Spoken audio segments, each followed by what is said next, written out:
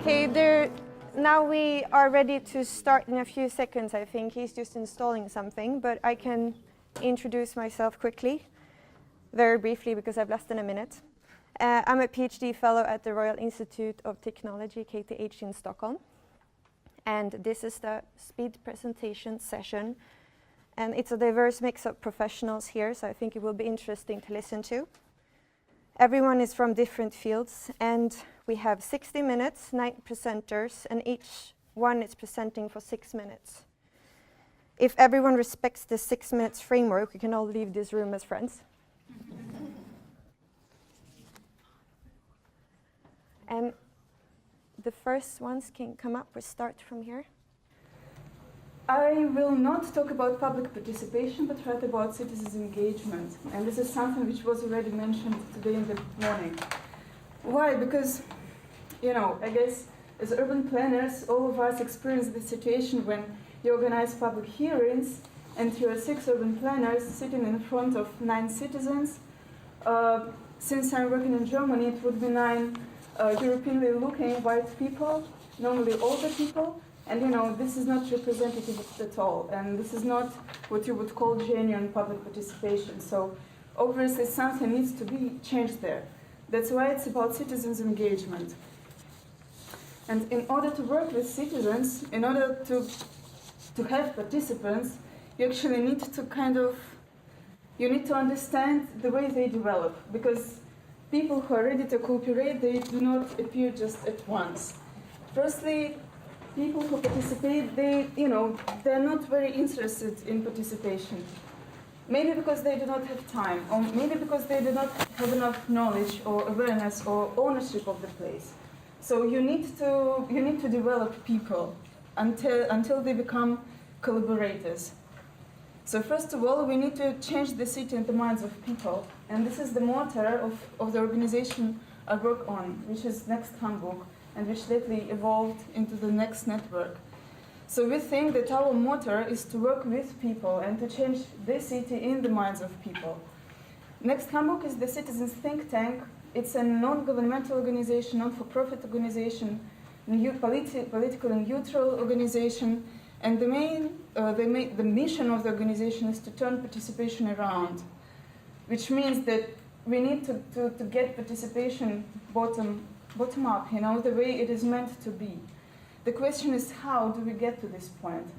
And we thought, okay, perhaps firstly we would do through crowdsourcing of the future agenda for a city.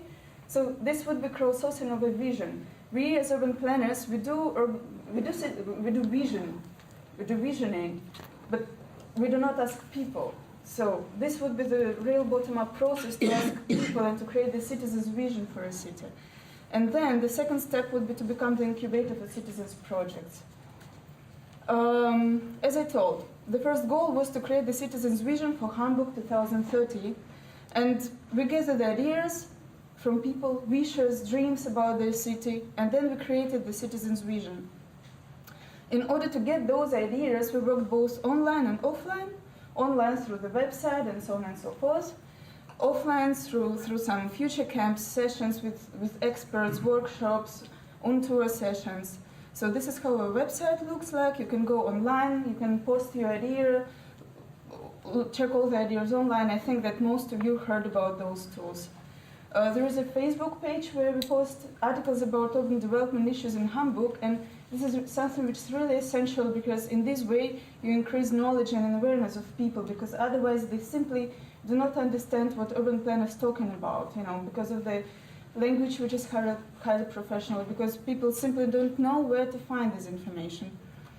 Offline sessions where we invite people. Of course it's open for everyone, it's free of charge, and we invite experts who would talk about one issue but from diverse perspectives, so that people can make their own opinion about this issue. Same goes for workshops, on-tour sessions, and so in 3 years, after 3 years of gathering the ideas and wishes of people, we created the citizens' vision, which consisted of 35 diverse scenarios based on all those ideas.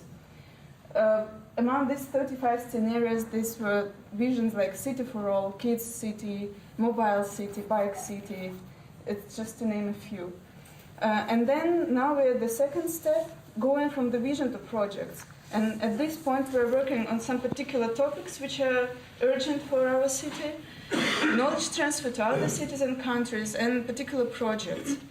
So as for the knowledge transfer, well, we will still gathering ideas of Hamburg cities, and some other cities and countries started to approach us, asking to use our methodology in their countries. And this is how we started the projects in Bangalore, in Istanbul, in Belgrade, in Serbia, and other German cities, in Portugal, and Switzerland, and so on and so forth. And as for the particular projects, this is what we just starting, Stadtmacher. This is how it's called in German, translation City Maker. And this is made on the model of crowd resourcing. What's our motivation behind it? You know, what we were doing before was crowdsourcing, so gathering the citizens' ideas, but it does not bring you to actual real projects, because this is something else. And we were thinking how to empower people, how to enable them to go into realization of projects by themselves using our help. So we came up with the model of crowd resourcing, which is funds raising, fundraising, engagement raising, and materials raising. And firstly, you would go online and post your project as a citizen. You would find fans and supporters, which would show that there are other people who are interested in your project. You would create a project path, which is meant to bring you towards the project implementation. You start project development with other people. And you know, this can be all range of the projects, such as, for example, the project we've heard today about the shipyard in Amsterdam, or it can be about one street which we want to change temporarily or maybe on the permanent basis. And just to end with, cities have the capacity of providing something for everybody, but only because and only when they're created by everyone. This is told by J. Jacobs, and this is also what we believe in. Thank you. Thank you. Perfect.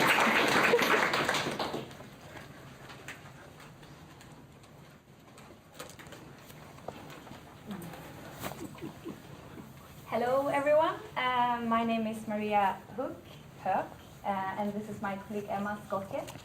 We're from Architects Without Borders, Sweden, and we're briefly going to introduce you to a project called Korogocho Streetscapes that we're doing in collaboration with Hope Raisers Youth Initiative. That's a grassroots organization in Kenya, Nairobi. So we are located in Kenya, Nairobi more specifically. Often a city portrayed as a successful East African metropolis, but the reality is that a number that's around 70% of the population live in slums, occupying only 5% of the urban fabric, making these areas really dense.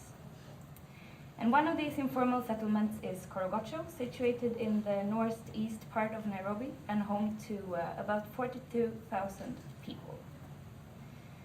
In 2011, UN Habitat and the government of Kenya initiated a slum upgrading project that included the upgrading and the paving of the 4 major roads of the area. And this is where our project takes its point of departure. As part of evaluating the street upgrading, we started to look upon the streets as place and how they are used by the residents. And as you probably know, space in general, and especially public space, is very scarce and in informal settlements. And hence a lot of activities are taking place in the streets, especially necessary activities, even though the form of the street might not always support these activities. And as you see here, the street often function as an extension of the private home. And the streets are also an important part of everyday life, and a lot of business are carried out in the streets. And the streets can be where the informal economy meets the formal economy, and also has the potential to connect Korogocho with the wider city network of Nairobi. But however, many people perceive Korogocho as an isolated entity that's separated from the larger city network.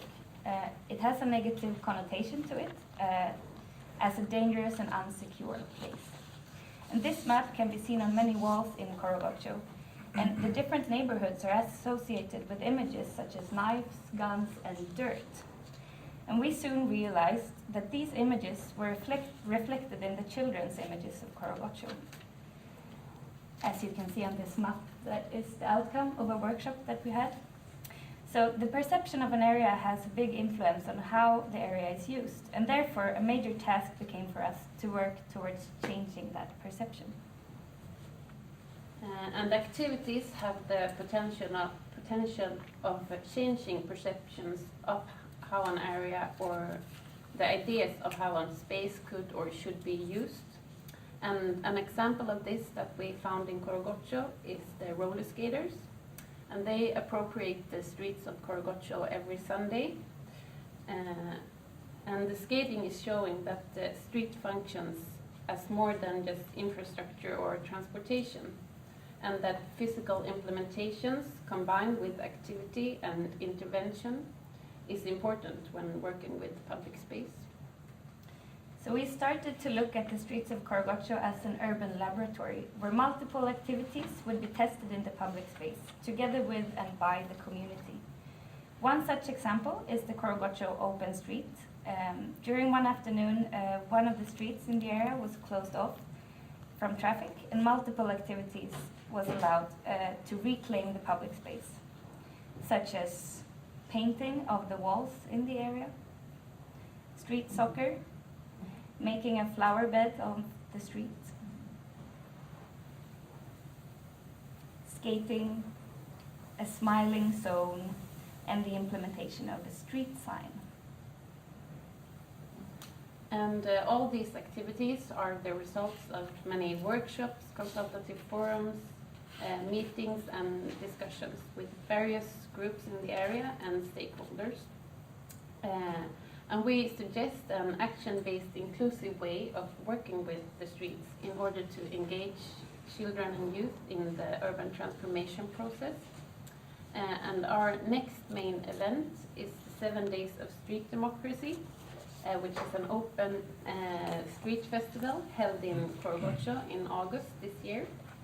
And during this week, 1 week community event, multiple pop-up initiatives will be allowed in the streetscape, and these activities and interventions will visualize the continuous change in the community and inspire new activities and give rise to dialogue on public space issues. So hope to see you in Korogotcho in August. Thank you. Thank you.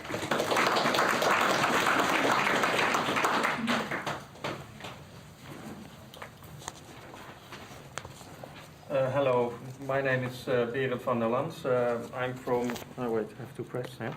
I'm from African Architecture Matters, and I actually am here on behalf of Mohammed Juma, the Director of Urban and Rural Planning Department in Zanzibar.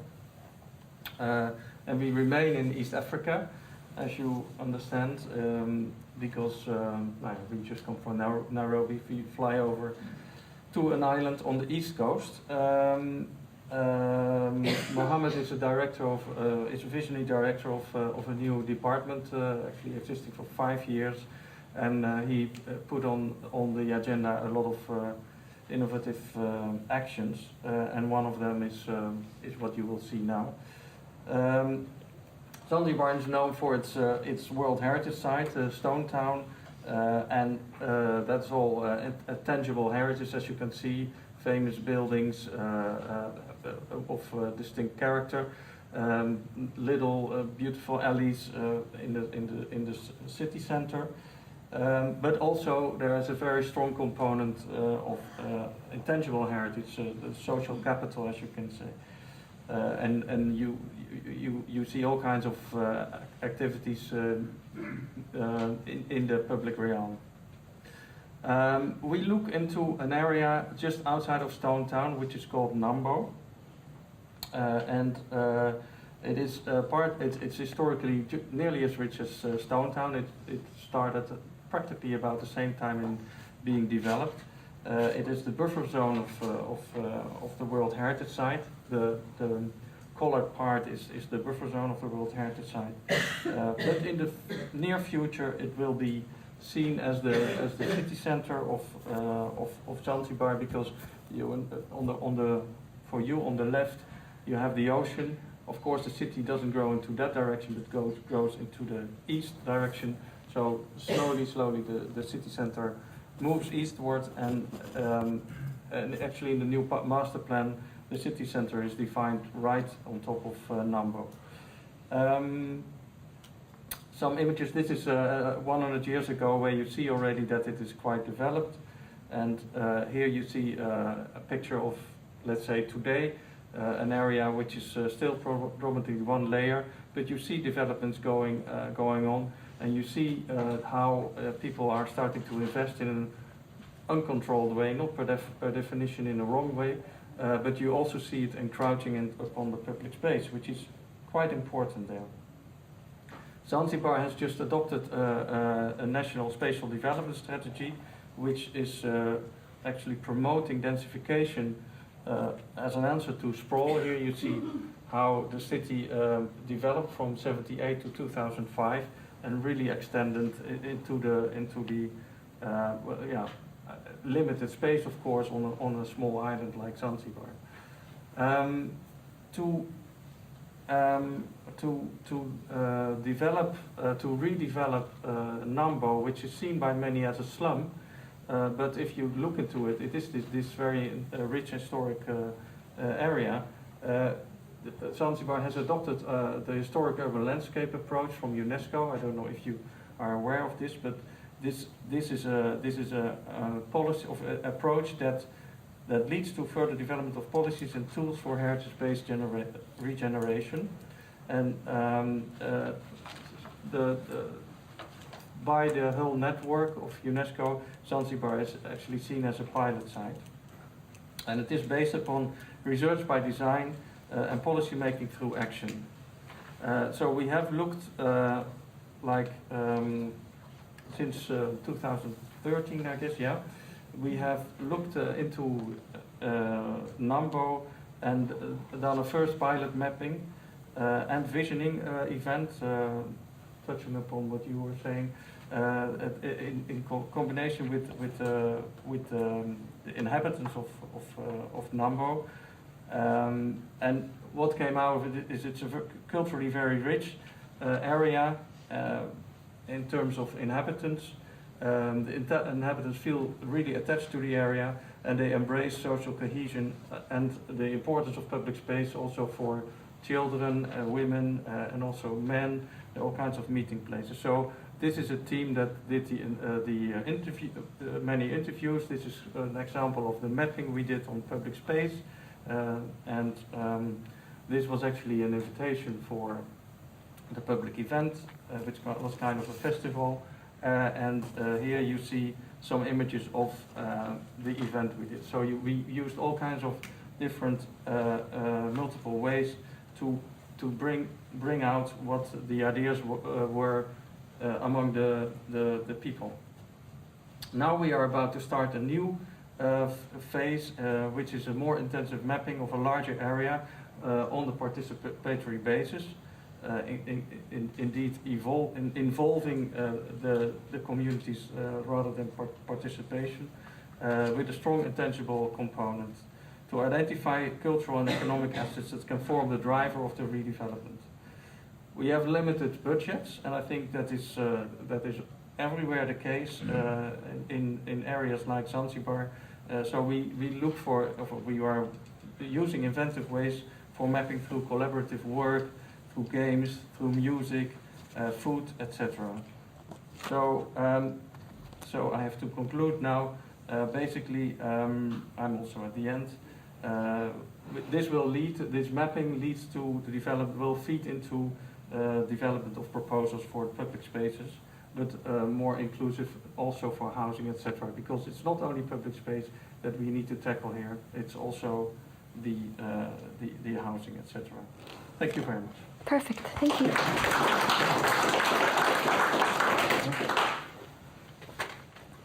Yeah. Good afternoon. My name is Ahmed Talib, and I'm from Bahrain. co-founder of Hosh Hosh, which is a community initiative focused on the built environment and its impact on quality of life.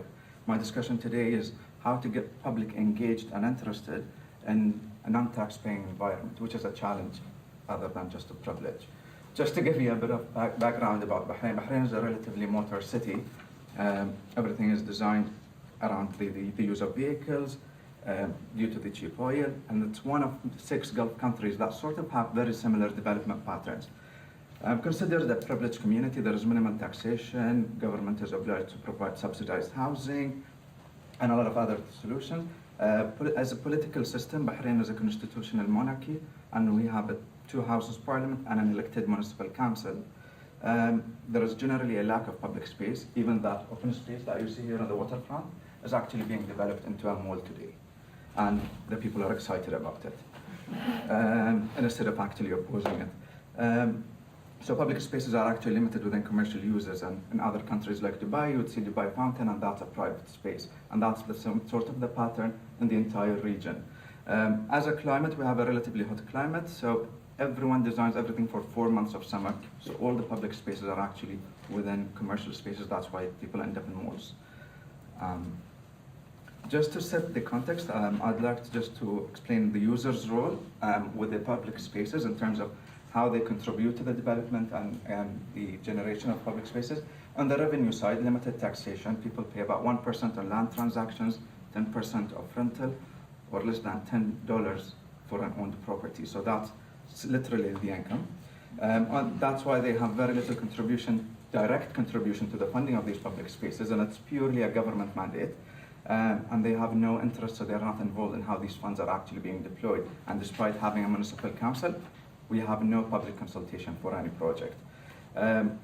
Let alone, given that it's one-sided approach, how the government actually builds these places and the design, the aesthetics of the spaces, and if it meets any placemaking principles.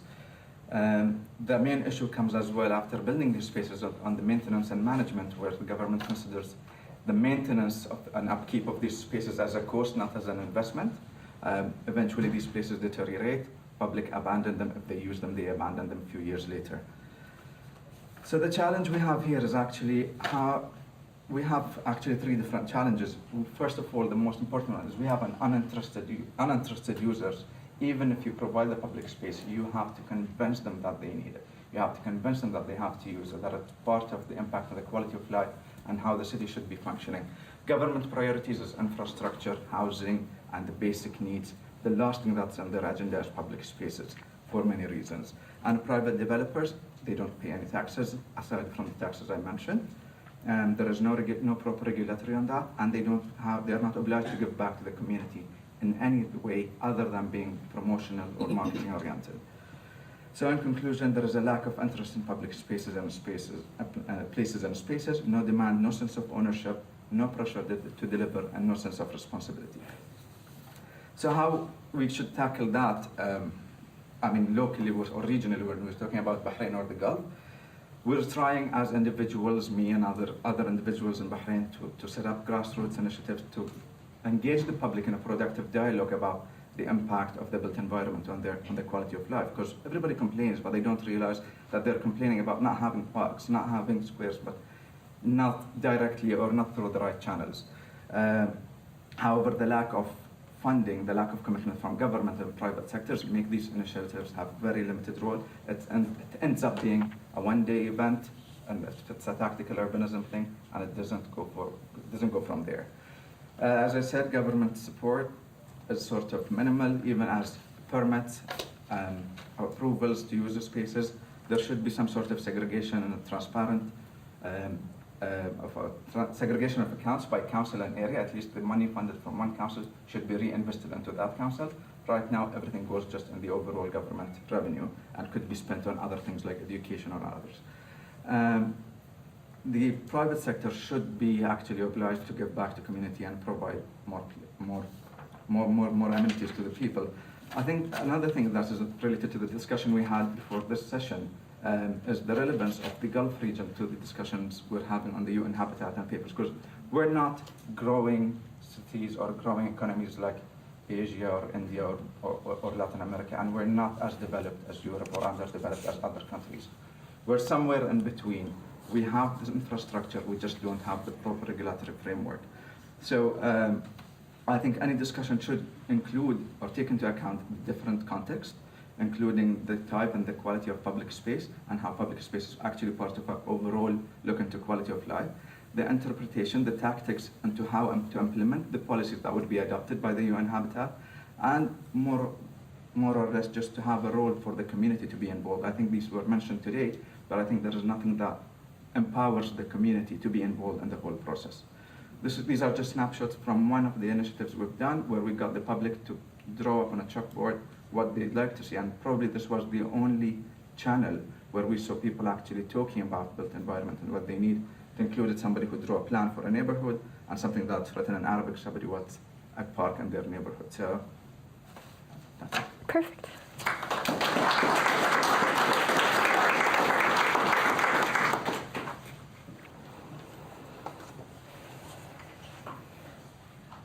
Good afternoon. I'm Sonia Diaz. I'm from Women in Informal Employment, Globalizing and Organizing. I am a garbologist working with waste speakers mainly, but also with the concerns of the informal workers. So my messages here, my key messages for the Future of Places conference, it's about the role of informal workers and how participation and empowerment for them means being taken into account in terms of their place in the urban public spaces. So for us, public spaces are settings for social and cultural functions and livelihood activities. Street vendors, waste speakers, they contribute to public spaces culture, to its vibrancy, to economic diversity. They contribute to human activity and to management. They provide natural markets with convenient retail options. They pay taxes, as though people sometimes think, especially city managers, they think they don't pay taxes, but they pay. They provide waste and recycling collection, and in some places, they provide the only services for refuse collection. They protect the environment and they contribute to climate change mitigation. Public space can be gender and should be gender sensitive. Lifting of regulations that prevents greater access by informal workers to public spaces need to be encouraged to allow poor women greater prospects for economic empowerment. And we all know that there is another economy out there, okay? Informal work is a pretty much part of the economy. And as one of our founders says, in Ilabat, we have the challenge to convince the policymakers to promote and encourage hybrid economies in which micro businesses can coexist alongside small, medium, and large businesses, in which the street vendors can coexist alongside the kiosks, the retail shops, and large malls. Just as the policymakers encourage biodiversity, they should also encourage economic diversity. This is, I think, an important message for us to reflect about how we frame public spaces.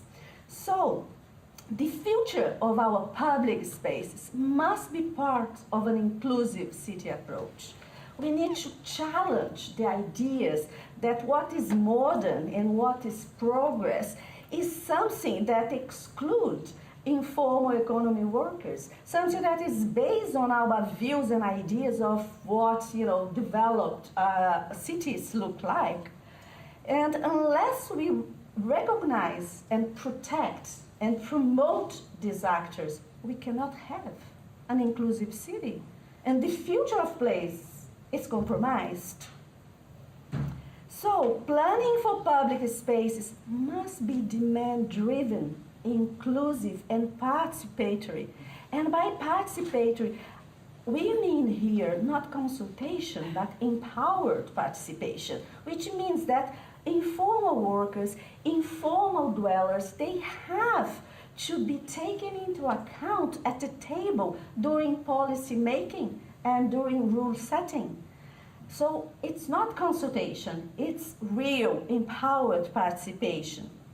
These informal workers' voices need to be heard and taken into account.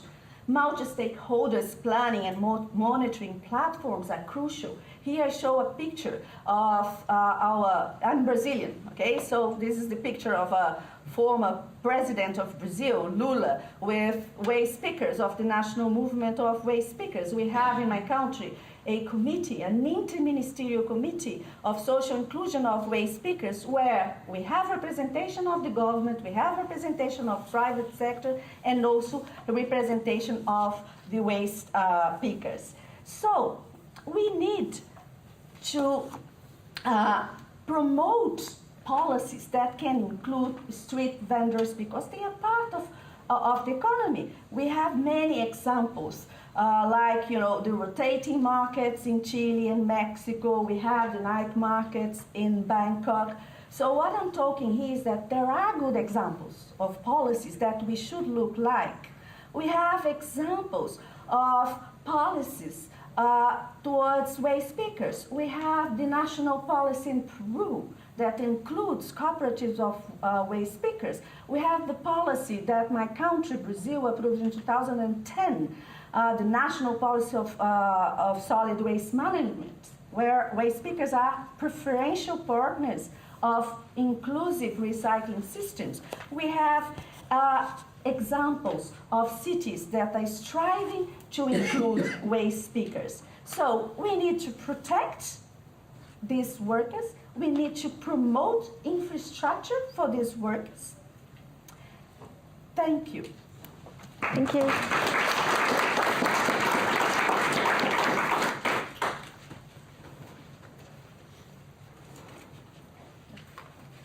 Hi, my name is Louisa. I'm here to talk a little bit about using technology to promote more public participation in our cities. I'm the founder of Herb, which is a crowdsourcing app that aims exactly at that, and which I'll explain a little bit further on. So we've been seeing a big movement around the world of people asking for more public spaces, demanding better quality of the spaces, wanting to participate more, and actually taking matters into their own hands by actively creating or revitalizing spaces in their own communities. And that's great. It's a sign that we're finally starting to see some change. But not everyone is up for that. The regular citizen might not want to get that involved.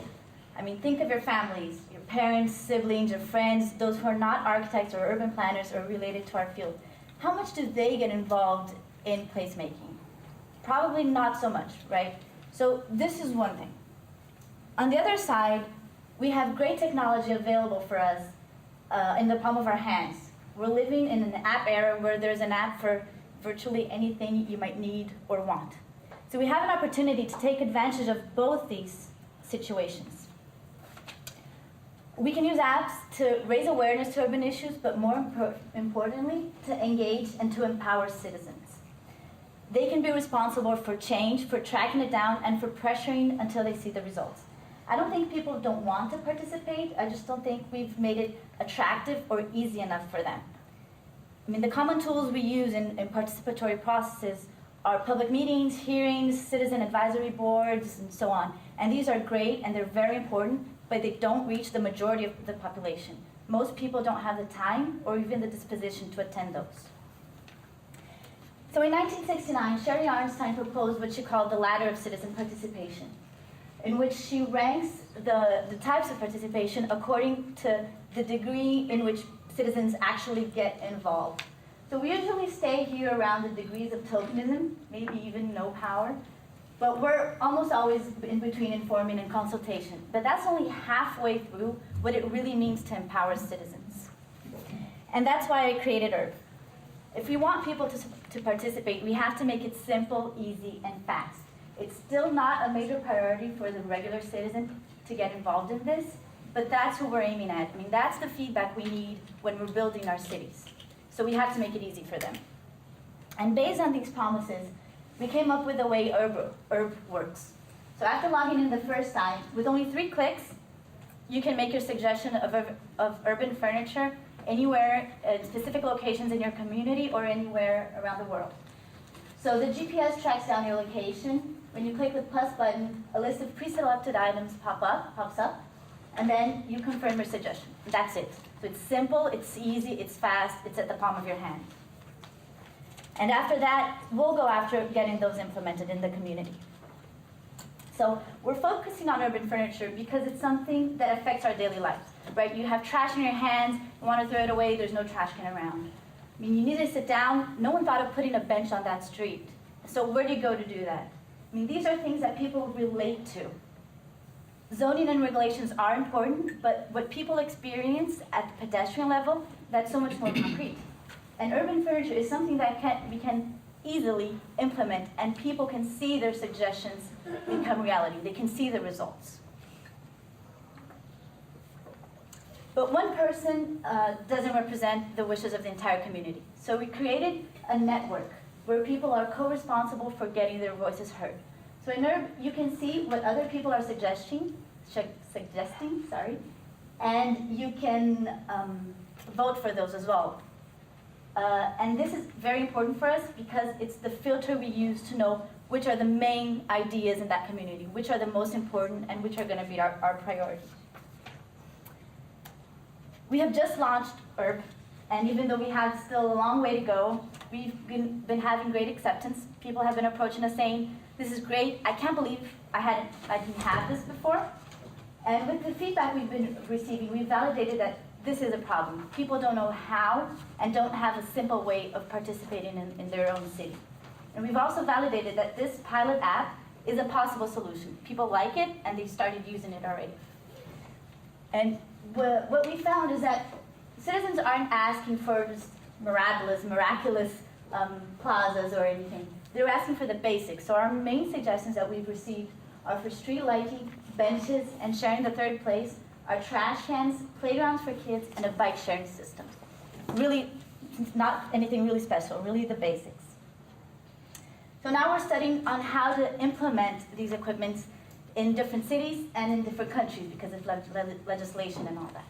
But the main idea is to go after the private sector to sponsor the furniture so that we don't create an extra expense or cost for the administration. And in fact, what we want to do is to share this information that we're gathering with the municipality so that politicians and policymakers can use this as a sort of a market research on what people are asking for and when they propose their programs and plans. So what we want to do is to create livable cities, and cities that work at the human scale. But for that, we need to get citizens involved.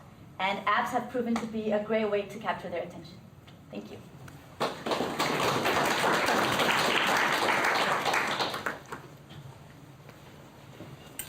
Hi, my name's John Danahy. I'm a landscape architect, urban designer, and planner, and I teach at the University of Toronto in the landscape architecture program. And in 1984, a community group came to me, 2004, a community group came to me and asked if they could use the tools we've been using and developing for the last 20 years to do urban design at the city scale, top-down, National Capital Commission type of work.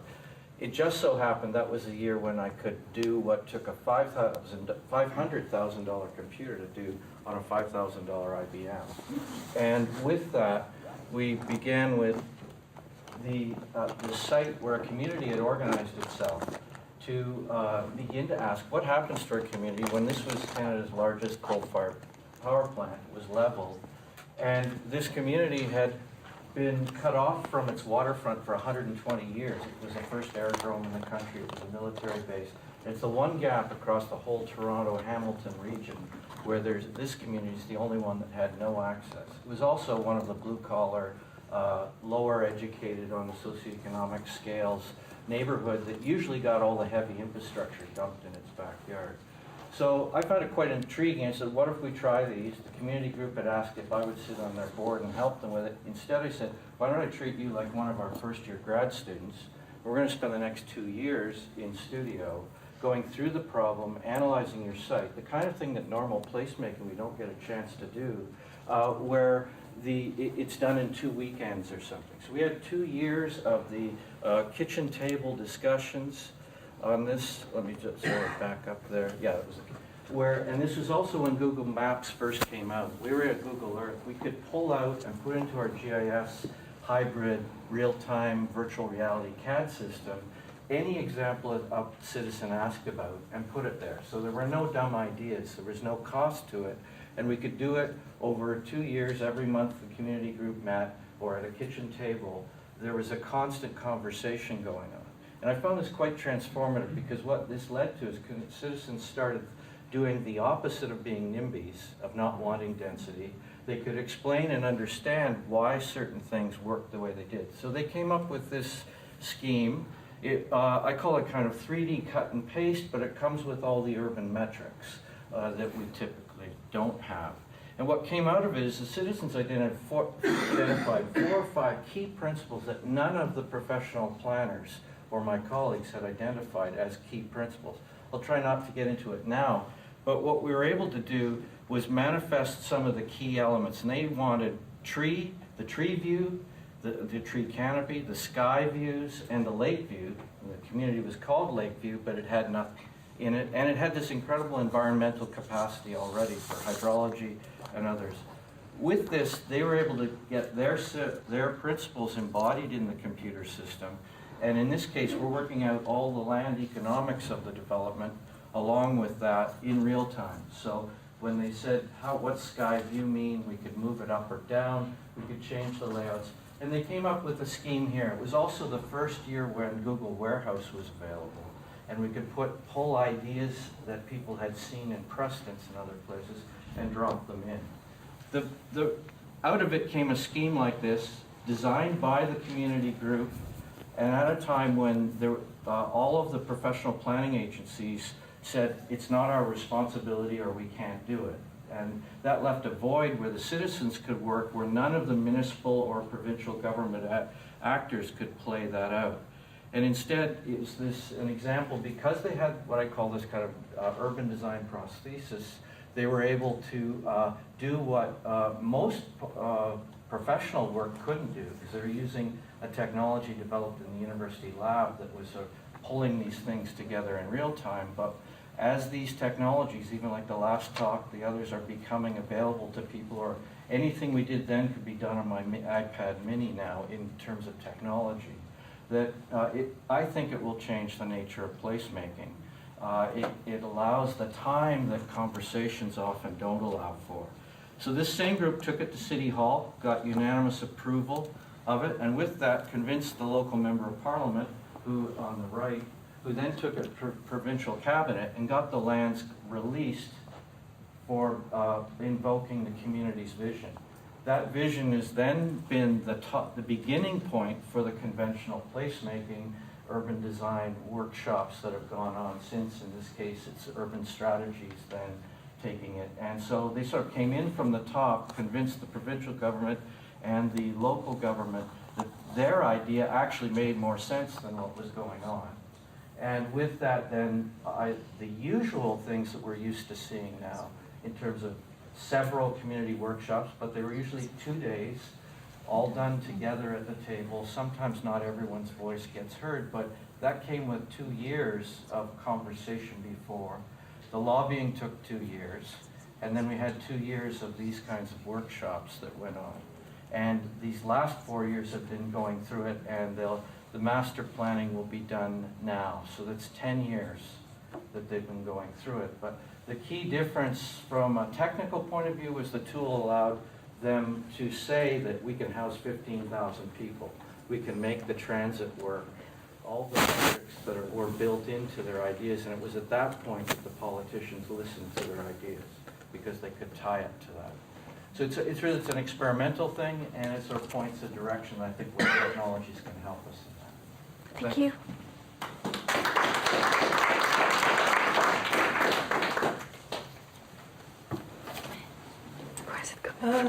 thank you. My name's Cecilia Anderson and I work with Public Space in UN Habitat, but I'm actually making this presentation for Naomi Hugevorst, from Placemakers, who unfortunately couldn't make it, but I think it's a very nice example of how to actually work on placemaking in Nairobi. So first of all, I just wanted to give you a flavor of public spaces in Nairobi. This is one of the official parks in the center of Nairobi. But then, of course, all the spaces around the streets, the street corners, playgrounds, etc. are being used as well. And, of course, you have public space in informal settlements, and this is just an example of that. So the project is called Making Cities Together, which is really working together with the communities on the ground on the issues of placemaking. And this was really an international knowledge exchange program, which also is going to develop a platform of partners to work on participatory design. This is actually just an example of one of the spaces which was looked at, which is a car park, and the multifunctional use of public spaces, that on Sundays it's actually turned into a space where young people can come and skate. So the approach that has actually been used is doing sort of location research, looking at the initiatives on the ground, and then doing a co-creation of design solutions. So coming together to design that space and building the capacity and then transferring ownership to the local community in managing that space. And these are the partners that are part of that project. It's the International Federation of Housing and Planning, the International Newtown Institute, and of course the Placemakers, who are the driving force on the ground. And it's supported by Dasuda. This is just a roadmap of where it's gone. So first there was an inventory where 17 placemaking initiatives were identified, of which then 3 were then chosen. There was an in-depth going through all the different initiatives, and then there was an international lab that took place where expertise came from outside to actually support the communities on the ground in developing some design proposals. And then the next step will be to actually go to the intervention and then to develop this platform of partners. And this platform of partners, the intention is that it's going to support the local government in actually implementing some of the initiatives. This is just giving a little bit of a flavor of the different sites that were then chosen of the 17. But there were only 3 then that came up. One is a park in the center of the town, which is called Jivanji. The other is Korogocha, which I think Emma and Maria talked very much about, the Hope Raisers, which is a street in the informal settlement. And then Dandora, which is really a neighborhood next to a dump site and focusing on the courtyards by the mustard seed. So what they did was field visits. Students did real research on the ground together with the communities that are implementing these initiatives. There was various workshops and dialogues, and then there was the lab that took place. This is actually what came out of that. So Jivanji is actually a project that is ongoing. It's supported by the municipality and also by UN Habitat. So the idea was actually how to actually build on something that was already ongoing. And the idea there was that the park would become a space where, with the wireless, this interactive community, the public space in the internet, and then and then also that it would become it would be pedestrianized. So taking down the fence and then pedestrianizing it. So this is actually the area. You'll see the fence on the other side is the park. So the ideas that came out was to take down the fence and then to pedestrianize the streets. So you actually then make that linkage between the park and the business community that is also there. And this is what the idea was, that it would look like. And then creating the linkages. So not only looking at the park in isolation, but looking at how it actually links with the other spaces in the city.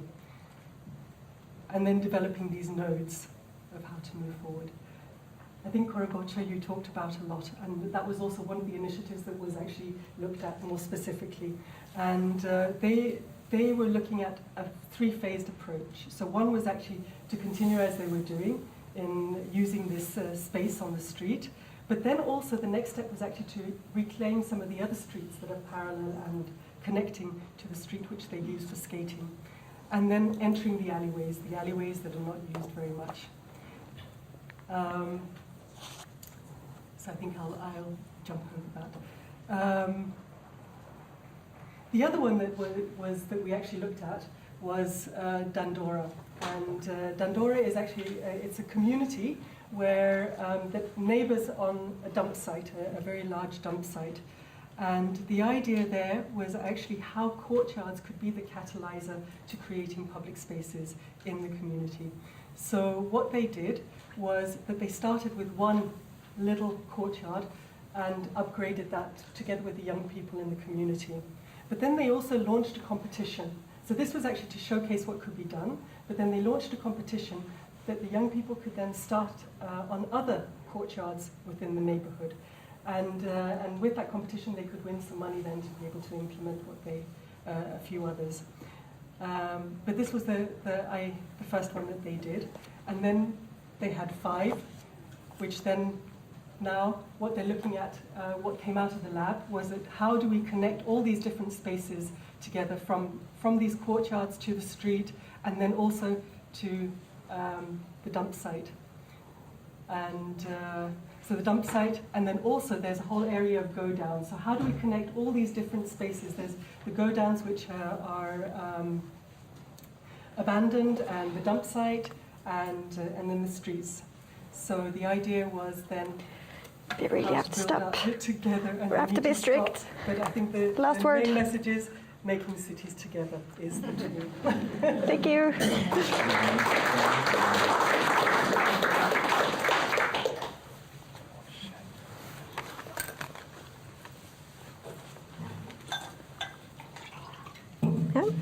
Decided to take some water before,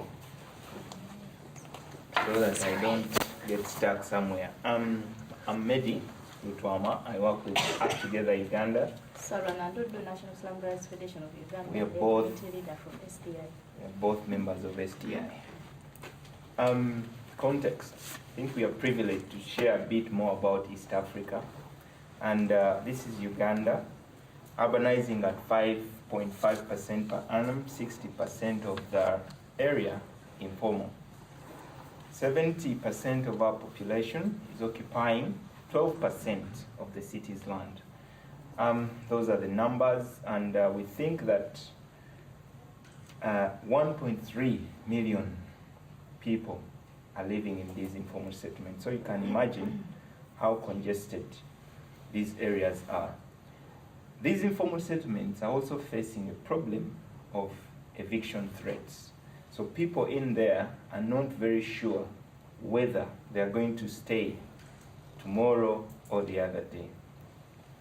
The Federation carried out a survey, so all this work was done by the communities themselves, and it revealed that a very big percentage of our people do not have access to sanitation, which is a very, very basic need to the informal settlements and all the people at large. This is the existing situation concerning the open spaces, public spaces. So what you see in green, those are the existing public spaces. But you realize that in some areas, they do not have any single space. And when we say any single space, it means that even the streets that could have been used as an alternative are not there. They are basically corridors.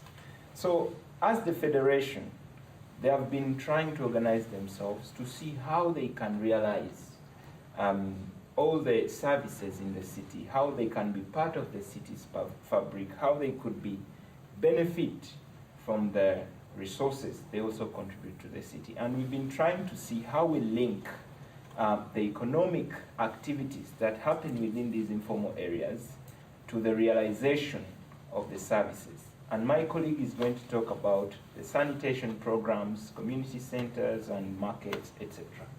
Now, this is a practical approach of SDI to inclusive and participatory planning for public spaces.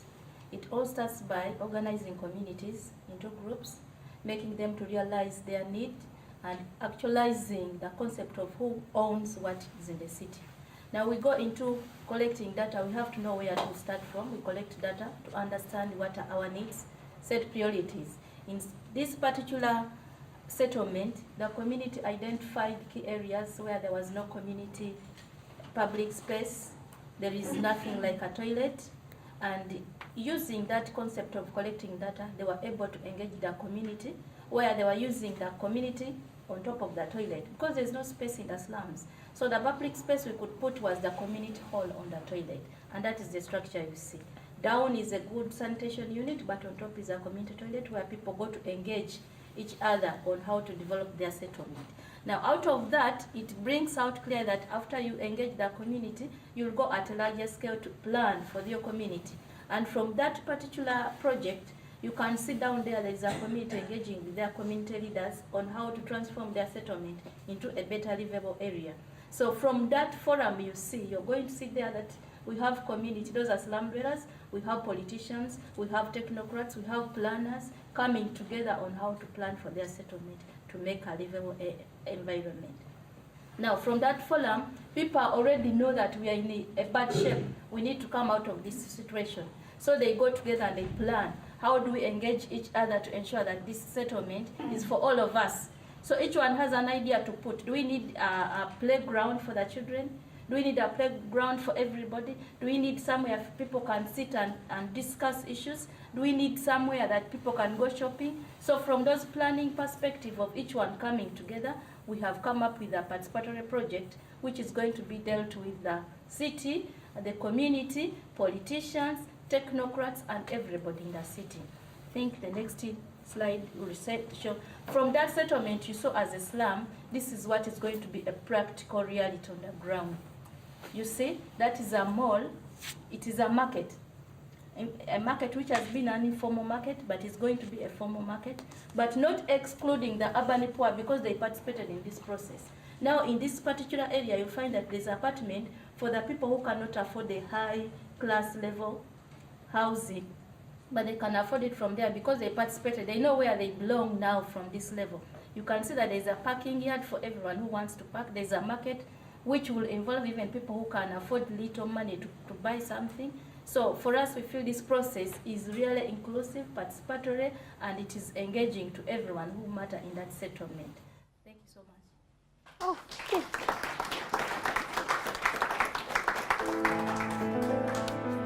We made it 1 hour. Thank you so much for 1 hour filled with knowledge.